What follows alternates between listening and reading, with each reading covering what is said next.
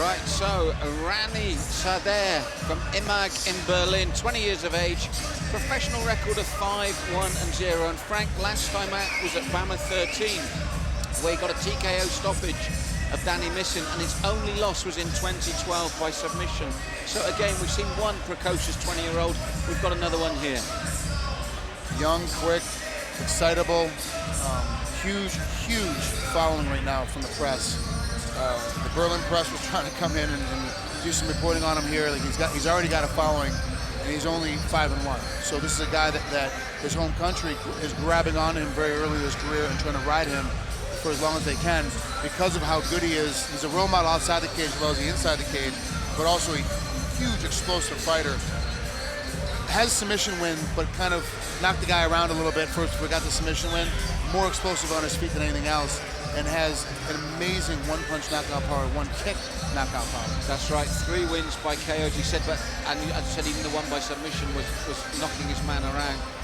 And we're going to get a real clash here of youth versus age and experience, because as you said, 20 years of age, only 6 fights in, and the world at his feet once more. So from IMAG Berlin, Rany Saadeh.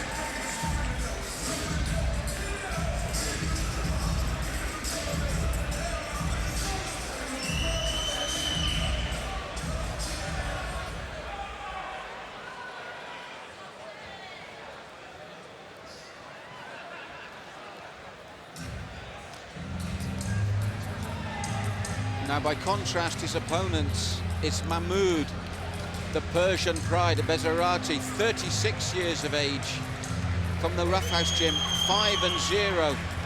And Frank, BAMMA's been a happy hunting ground for him. He's won at BAMMA 13 and BAMMA 12. Quick and fast, too. And he understands the game and really plays up to the crowd as much as he can, but so much smarter than he used to be. The one thing I do like about him is that even though he's got 3 decision wins, he's not looking for the decision. He's looking for the finish the entire time. His opponents, though, have been tremendously tough, trying to catch with him. They're tremendously hard. And so as a result, he's looking for the submission, looking for the knockout, ends up having to go to the decision. He's not able to catch him early enough. And obviously a very good gym in Team Roughhouse up there in Nottingham. And a big military following with him here today. Got the troops in behind him.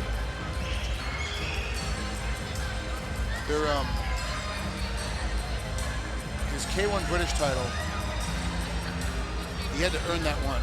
It wasn't an easy route getting to that space, getting to that title, that championship bout. And when he did, it was more from understanding the wrestling game, because he would dip out from underneath the punches, dip out the outside of the knees, and was able to step in, be able to finish and get the strike. So when he went back to MMA, and started using his MMA as a whole, all of a sudden became so much more of a well-rounded fighter, because he knew, now he understood from a striking standpoint that how much wrestling would help him sidestep getting hit. So it became part of his defensive tactic, which obviously now he's in a position for a takedown, and he didn't get hit on the way in. So now he's throwing punches as he's stepping in, and so if you're thinking, oh, he's shooting on me, he hits you in the face. You think, oh, he's about to punch me, then he's shooting on you. So it's his game he starts playing, and it's a little bit better every single time that he competes. That's why I'm excited to see how good it's going to be against a guy like Saadeh, because he's so fast and so quick and thinks so well on his feet. Will he negate the new ability? Well, that's the thing, Frank. As you said there, the term here for both these men is well-rounded, which, as you said, when we talked about that mirror image before, it can create one of 2 types of fight, can't it? It can be either absolutely amazing or they cancel each other out. I personally think this is going to be amazing. If you look at the tail of the tape, 36 years of age against 20 years of age, both the same height. One man, Besharate, with that perfect record. Saadeh almost the perfect record with only that 1 loss. But will that 16 years make a difference in terms of experience and explosive power? We're going to find out. As we go to your MC, Mr. Mike Markham. The following bout is scheduled for 5 rounds in the BAMMA Flyweight division. Introducing first, the man standing to my left hand, fighting out of the red corner.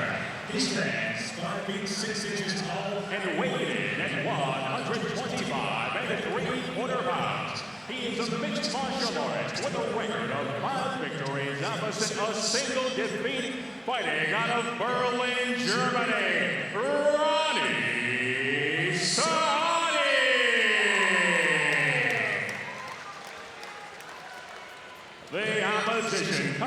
the form of the man standing across the cage to my right and fighting out of the blue corner. He stands 5 feet 6 inches tall, his official weight an identical 125 3/4 pounds. He is a mixed martial artist, his record flawless and 5-0, fighting out of Nottingham, England, Mahmood Persian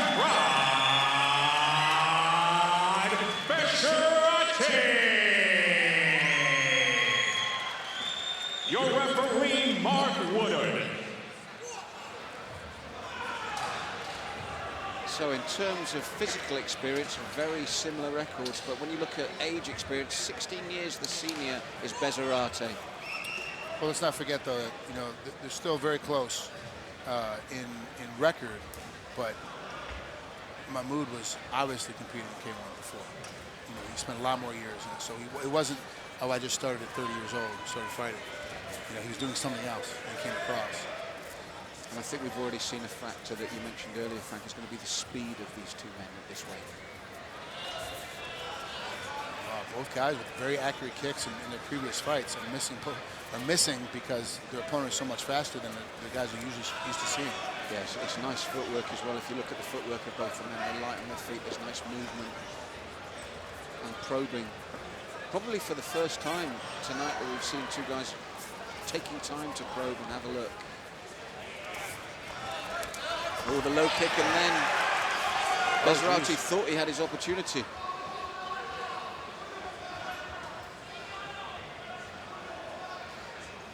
Besharate's just holding on at this point. He's not even looking to get out. Well, the thing was, he was the one that initiated, and I think it backfired on him, Frank.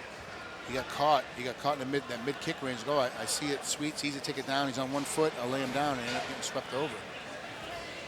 Now, as you said, with Rany, you don't want him to underestimate his ground game. You said, although he likes to finish and he likes to bang, he's no knockdown there. He's got an incredible game on top. And look at his hip pressure right now. You can see his knees are spread wide. He's keeping his hips in there nice and tight. And anytime he feels any kind of pressure coming from underneath, he adjusts himself just enough to get the pressure off, but not so much he gives up space the other way. So we thought that maybe the opening part of the round would be a stand-up and trade, but it doesn't often go that way when you're imagining how it's going to go. But if you look at those opening 2 minutes, it's been fortuitous, but Rany Saadeh is in total control at the moment. Total control with a nice pin down. And to be honest with you, Besharate is the one that's holding himself in here. He's trying to do a lockdown with his leg, and he's not allowing himself to maneuver. The lockdown works great. Eddie Bravo obviously made it amazing with Metamorphosis last weekend, where he beat up Horley Gracie again with it. You know, the whole game, but it's more of a game specific to jiu-jitsu and grappling only. It's very difficult when you have a guy throwing an elbow at your head, and that's what Besharate's doing it down the bottom. He's trying to go into a lockdown, which he isn't doing a very good lockdown, but he's trying to lock down, and he's holding himself in this position, so he's giving the ability for Saadeh to hold him here without having to do much. He's not really going to do anything. So when you look at Besharate's lockdown, is it to try to get to the referee to stand us up? Is he looking over at Mark to say, look? I can't think he's trying to do anything else, to be honest with you, because I don't see how it's going to help him in any position, any chance. You know, now obviously he's got fully passed. He's caught in the side, and he's just lifting a knee up as opposed to trying to bring an elbow down, turn himself back inside. He's holding onto the head. You know, there's not much that can actually happen in this position from a stand-up or from a submission standpoint, other than for him to get hit there and get hit. Well, Mark Woodard is having a close look now, but he's moved away once more. But the problem for Besharate, as you said, is not only this, it's we're coming into 1.5 minutes of the round left, and if you're a judge, you can only look one way at the moment.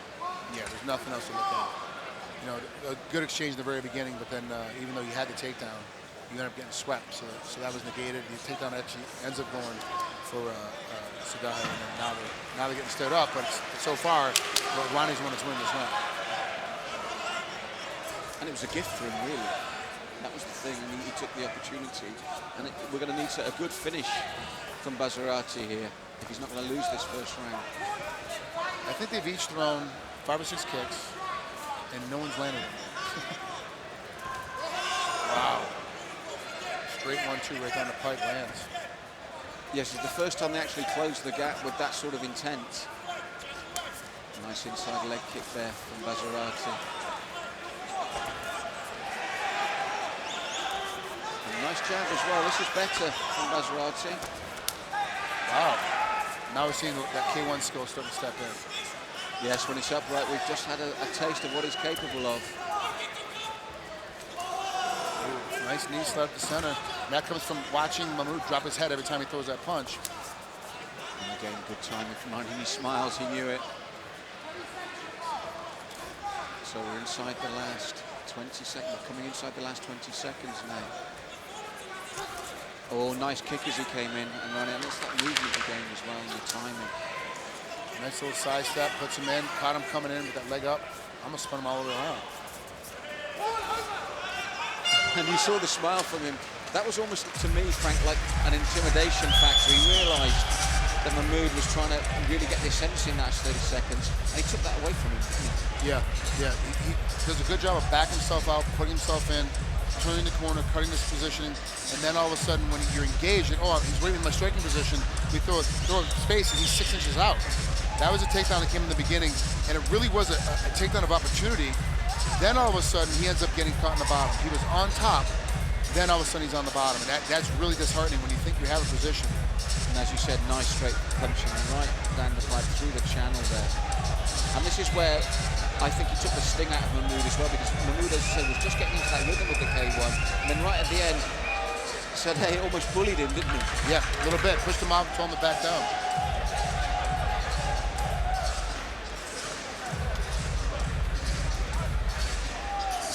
So round 2 coming up, and Mahmood Besharate will need some more of that K1 skill that we saw just in the last 30 seconds of that round, although Rany Saadeh was having none of it and ended up backing his man up, but they're upright once more for the beginning of round 2. And again, Rany Saadeh stalking his man, closing the gap, looking for the moment he feared to explode in. Oh, front push kick, cheap kick to the face, and Mahmood acknowledges it, he smiles. And again, nice movement from both men, fast on their feet, good balance. And this is the time that Besharate really needs to get those K1 skills going while they are still upright, to maximise his time in that upright position. But goes for the shoot himself, though. Nice takedown attempt, good position change. I don't know if he's going to be able to land it, though, because look how wide that Rany has his feet right now. And to be honest, Frank, I'd like to see Mahmood try and keep it upright and maybe use those K1 skills just for a bit longer, because he's found himself on his back once more. In another bad position, he lost the first round in this spot. Now he's going to lose the second round in this spot. It's difficult. You're winning. You're starting to find your timing. Your best position is to be on your feet. Why would you attack? That's and also put it down on the ground. And what was ironic was obviously he went for the shoot, and when he lands up on the ground, it's not where he wants to be. I would like to have seen him, especially as Rany gave the signal that I'd be happy to stand and trade, to really use those K1 skills. I think it's been an opportunity lost for him, and he's paying for it again. He's got so much strength and so much ability on his feet. The only thing I can think of is he needs a rest, he needs a break. He's got to find some spacing. But for me, what it meant in the first round was that Rany won that round with almost 2 minutes in his comfort zone, like he is now. He didn't need very much effort, and eventually Mark stood them up. But the judges have seen enough of him dominant without him really even having to work. Well, the other problem is too is that he's not wasting that much energy, so he's not getting tired. And I don't care what anybody says how good you are on the bottom. Having somebody on top of you with a threat of throwing an elbow, the threat of throwing a punch, makes you exhausted. And look, he's just looking over to his corner, Frank, to get. What should I do? Should I stand? Should I let him up? What should I do at this point? There's nothing worse than having your opponent look at his corner and his corner going, oh yeah, just punch him twice, and you get hit twice. All right, now let him up. He lets you up. You're like, oh, this sucks. Oh, the downward elbow only just missed, but again, it means as we're halfway through the second round that Rany Saadeh is in total control again, and Besharate really needs a good portion of this round, Frank, and he needs it upright, because at the moment he hasn't got any answers on the ground here. No, it's been really, really. Rany's been completely controlling this. There has not been a spot where he hasn't been in control at this point. Even when he's starting to get taken over in the K1 in the kickboxing portion of it, he's just started coming back a second later and was like, I got this position. Now he's starting to shoot on me. okay, now I can put back on top. So even at the point where he was kind of getting overwhelmed, he was still in the game a little bit. That's right, and when he came out for the second, it was actually him closing the gap, cornering Mahmood, as if to make a statement again when they were up on it. Mahmood is very strong on his feet. Incredible kicks, incredible ability, but not making good decisions right now during this fight. Well, he'll still be given plenty of time with a minute and a half now. He must maximize his time on his feet, especially with that skill set he so obviously has. You got to do a couple of feints, a couple of changes. He's got to do, more than one punch, one kick. He's got to get some other things going on there. See, he's got raised for takedown. I don't understand it, Frank. That is so frustrating. It's the third time he's shot and the third time he's been taken down. I just don't. Well, if I was Rany, I would feel that he's almost gifting me the win here. You've got to think as an athlete. Your corner can't tell you everything. You can't be shown. You got to think for yourself. And if you've done something 3 times and it's bit you in the butt 3 times, why? 2 times. Why are you doing it again? Like, there's no reason for him to go shoot to the well again. And really, Rany's had no questions asked of him. I don't think he'd probably believe his luck at this stage. It's one of those fights I can't wait to get to the post-fight interview, just so I can ask him, like, do you feel like he gave you this fight because he shot you 3 times and you smacked him 3 times? Like, let's be honest here. Do you really feel like he gave this fight to you? In a way, it is. It's hard to say because obviously you don't want to do that, but you think that Mahmood, when he watches this back, will say, "Why did I do that?" We hope he does. If he doesn't, if he gets on there and listens to our commentary and he starts yelling and screaming at me and gives me bad tweets and bad emails, then I'm gonna realize that he's a moron, because that makes no sense, doing something 3 times wrong. And again, just the icing on the cake at the end for Rany there. And look at him smiling and nothing to say. There's a very confident young man, because I think he knows as well he's had 2 very straightforward rounds. Just an easy coasting kind of fight.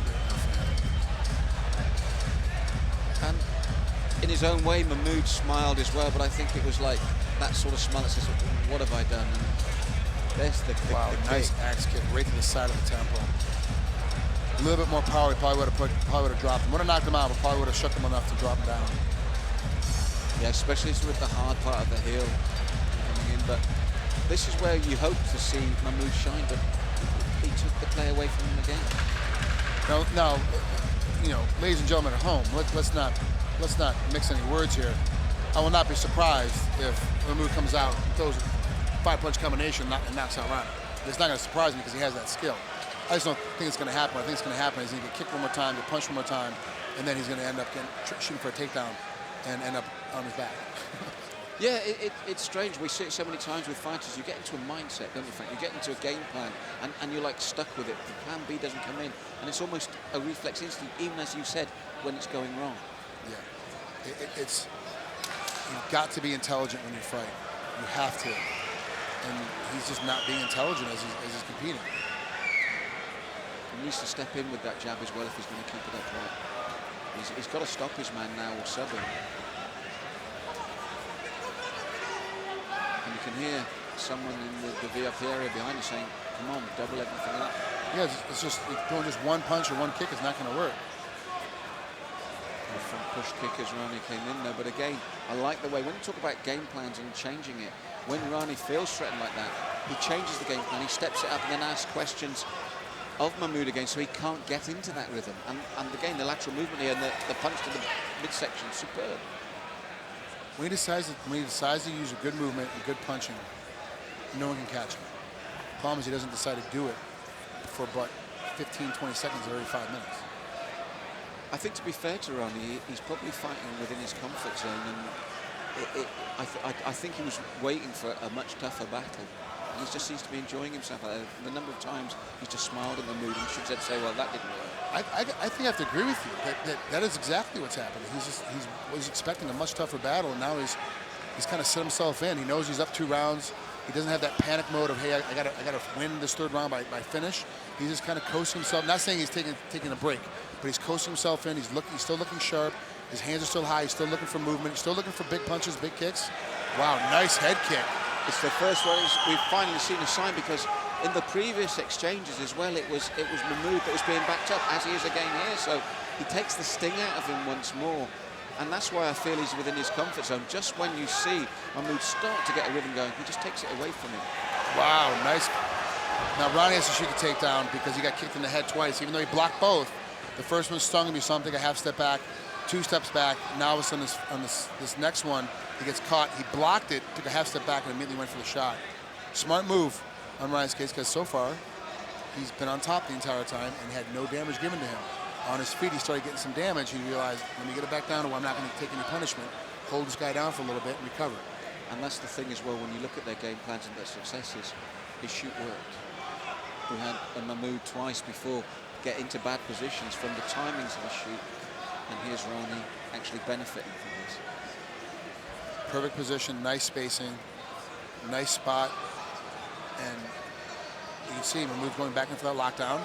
It's a poor lockdown. He hasn't ever all the way completed in, and he's not doing anything. He's just down and taking punishment. And now, because later, Mark's going to start starting him up sooner. The ref will start starting him up sooner, but it's still.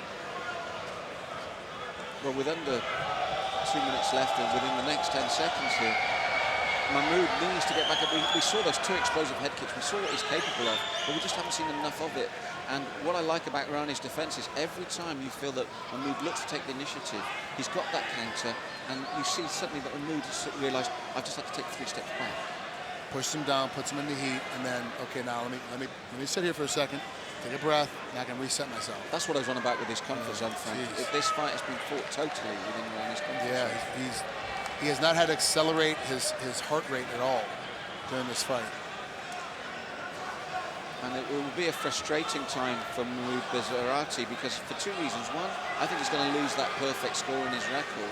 And 2, I think he will be so frustrated in the way it's done and the way he's lost it. That he made 3 simple mistakes that cost him each round. You know, 2 in the second, 1 in the first. Now, on the other side of the coin, do you understand why Rany might say, do you know what, I don't need the finish now. This is straightforward, this is easy, because MMA is a dangerous game. It can be over in an instant with a sub.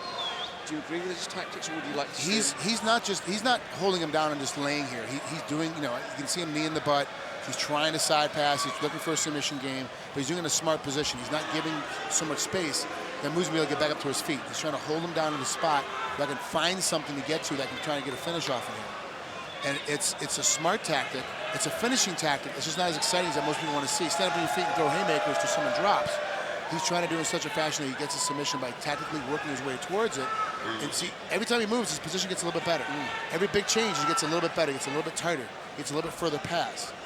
He's in the right spot, and I do agree with this tactic because his nose is bloody from blocking 2 kicks. He got a bloody nose from blocking 2 kicks. But picking up on something else you said earlier as well, at 20 years of age, that shows that maturity because you said he doesn't necessarily look for the finish. It's there on his record that he does it and does it spectacularly. But here, he's thought differently and he's fought differently, hasn't he? He has made a good choice. He made a good decision. He thought throughout the rounds. He put his stuff together. He's very smart about how he's doing it. Yeah, so they looked at each other there and smiled. I think Mahmood Besharate, very frustrated, realises he could have done far better, and he is far better than that performance. But I think you see this young man, Rany Saadeh, knows where it's going, and we can see from here, this is where Mahmood really needed to assert his authority. And there's the big kick. It was partially blocked, but that was solid, and the immediate response from Rany was to protect himself and give himself some time. As I said, I think Mahmood will be very frustrated when he watches this back because he is far better than this performance, but I think he is heading to his first defeat. And then from this position, the rest of the round was dominant. There's the kicks, and again, the left hook counter, beautiful to the kick, takes his man down, and from that moment on, it was always going to be difficult for Mahmood to get back into the round and the fight.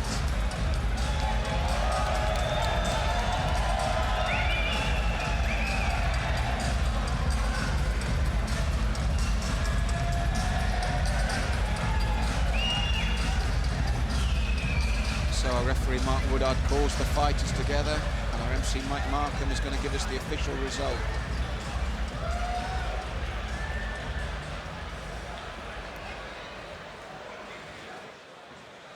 Ladies and gentlemen, we go to the judges' scorecards for the final decision.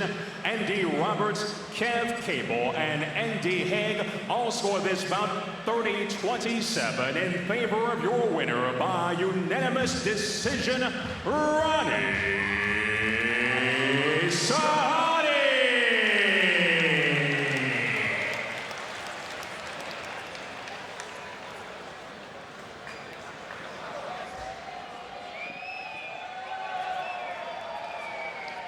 Hey, bud.